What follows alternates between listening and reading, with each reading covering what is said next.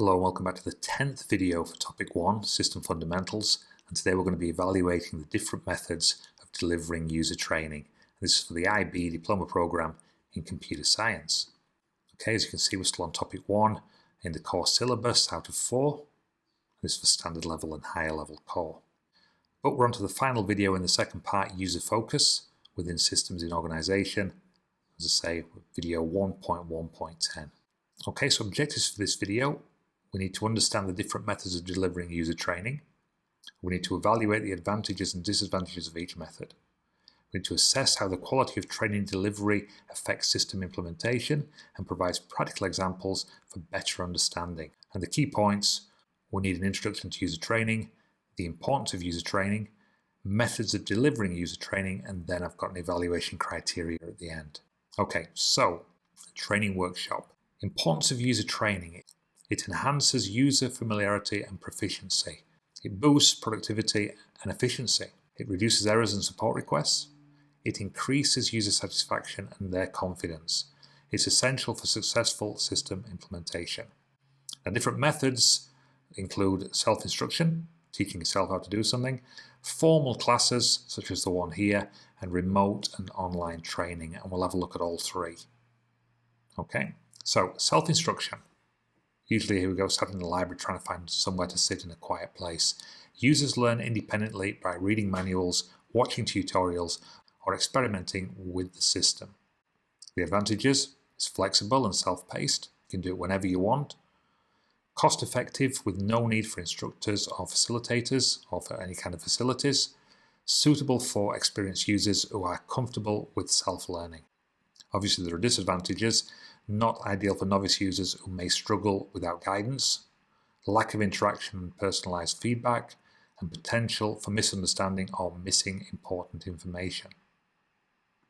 Okay, I'll give you a scenario: an experienced graphic designer learning new design software, reads the software manual and watches online tutorials, learns at their own pace, applying new skills as they go. Okay, and again, could be very, very specific for a certain task. Formal classes, instructor-led training sessions conducted in a classroom setting. Okay, structured and comprehensive training, opportunity for interaction and immediate feedback, and this is obviously effective for training large groups efficiently. Okay, the disadvantages: less individualized attention in large classes, fixed schedule may not accommodate all learners, who might not all learn at the same pace. Potentially there are higher costs for facilities and the instructors themselves.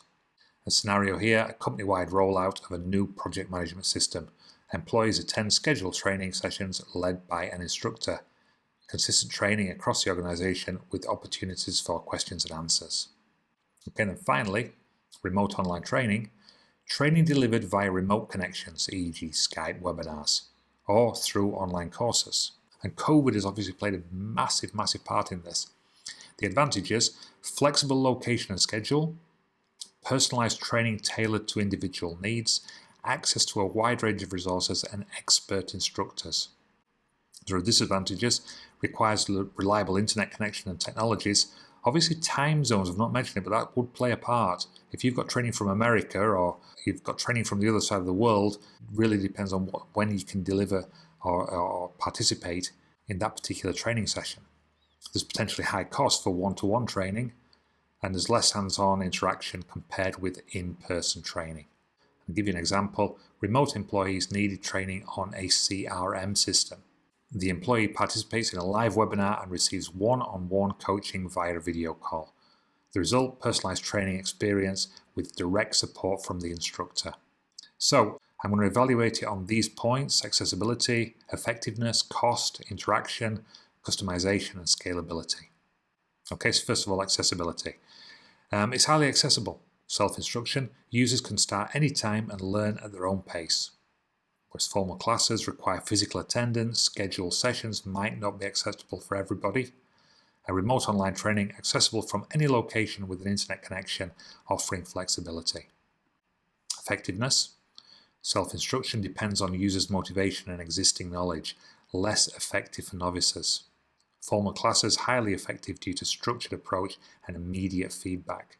Remote and online training, this is effective with personalized instruction, though it is dependent on the quality of the technology and the internet. Okay, the cost. Self-instruction is generally a low cost, minimal resources required. Formal classes are usually cost-effective for large groups, but involve costs for instructors and for the facilities that they're going to be using, and any equipment that they might need also.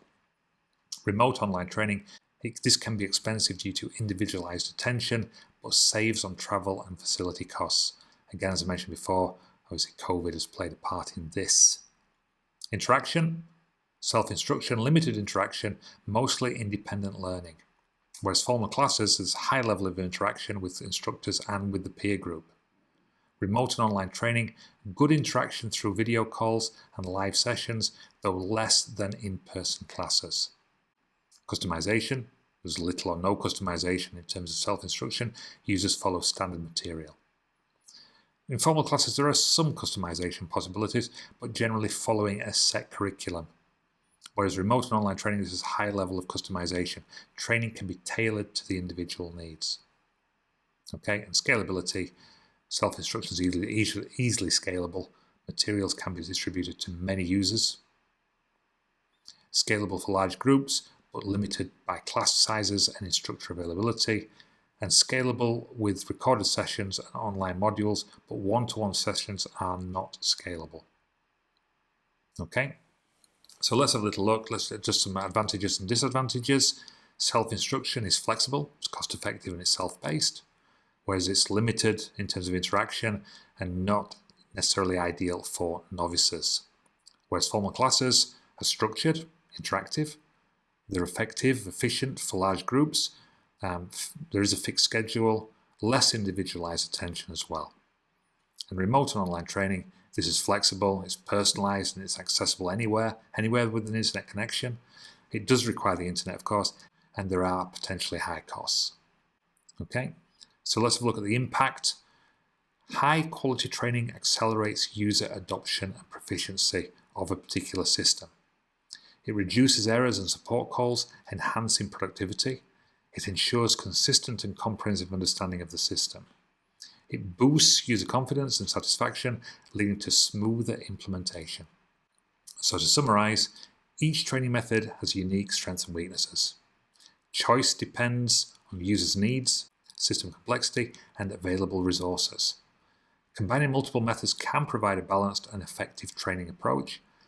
Continuous evaluation and feedback are crucial for improving training effectiveness.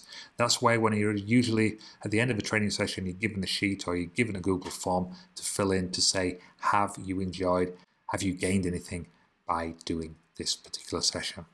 As always, I've got some exam questions for you. Here we go, question 1, 2, and 3. I will read these out. If you want to pause it, you can, and then I will move on to the answers. Okay? So, question 1, explain the concept of self-instruction as a method of user training. What are its advantages and limitations? Question 2, describe formal classes as a method of user training. What are the benefits and challenges associated with formal classes?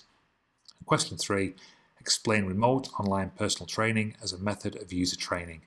What makes this method effective and what are the drawbacks? Okay, so answer to question 1. I'm not going to go into too much detail. I'll give you an example here of graphic design software. Self-instruction involves users reading manuals, watching tutorials, or exploring the system independently to learn how it works. Okay, that's the answer for question 2. Include the advantages and disadvantages, an example. Finally, question 3. Advantages, drawbacks, and examples. So thank you very much indeed, and I will see you next time. Thank you very much indeed for watching, and bye for now. Please continue to ask questions, leave your comments, hit notifications, and please subscribe. And finally, if you wish to buy me a coffee, I'd be truly grateful. Please visit buymeacoffee.com/learning zone. Thank you very much indeed.